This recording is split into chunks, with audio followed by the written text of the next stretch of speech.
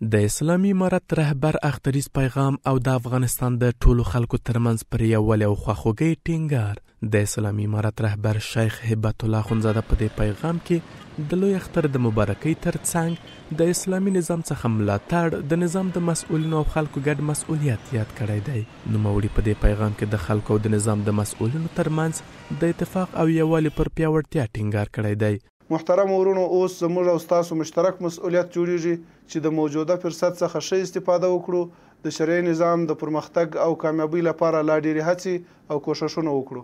خپل اتفاق او اتحاد لا نور تقویه کړو او هر مسؤل خپل مسؤلیت ته متوجه شي، غفلت ونه کړي، خپل وظایف پر خپل وخت سرته ورسوي، یو د بل سره همغږي وکړي، یو د بل په کارونو کې مداخله ونه کړي او پوره کوښښ وکړي چې شریعت اول پر خپل ځان او بیا پر نورو تطبیق کړي. د اسلامي امارت رهبر د غرض د وکپل حکومت له مسؤلینو غوښتي د موقف او مقام په پام کې نیولو پرته دې د خلکو ستونزو ته رسیدنه او د شخړو پر حل کې د لا ډېره هڅه وکړي. د اسلامي امارت د محاکمو ټولو قضاتو او مسؤلینو ته لارښوونه کیږي چې خپل درانه مسؤلیت ته په کتو د خلکو د حق حقوقو په ترلاسه کولو او د منازعاتو د حل په برخه کې له پخوا ډیر جدي واوسي او په قضاوت کې د قوي کس او ضعیف ترمنځ توپیر ونه کړي، له هر چا سره عدالت او مساوي چلند وکړي، د الله سبحانه و تعالی په حدودو کې دي د مجرم شخصیت ته نه ګوري بلکې جرم ته دی وګوري.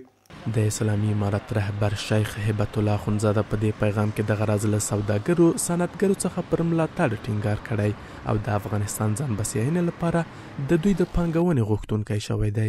زموږ تجاران او صنعتکاران ورونه باید د وطن د آبادۍ لپاره لا ډېر کوښښ وکړي ترڅو زموږ وطن خودکفا شي او د نورو له احتیاجه وژغورل شي. که موږ د استقلال او ازادۍ ساتنه او د هر ډول تهدید په وړاندې درېدل غواړو، نو په اوس زمانه کې دا شیان ټول په امکاناتو او اقتصاد پورې اړه لري او د اقتصاد تقویه بیا د تجارت او صنعت تر ودې پورې اړه لري. راځئ په ګډه د خپل کور د جوړېدو او په پښو درېدو په کار کې ونډه واخلو.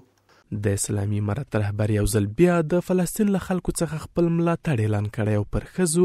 ماشومانو او د غزې پر خلکو د اسرائیلو بریدونه په کلکه غندلي او د دغو بریدونو د سملاسي درېدو غوښتنه یې کړې ده.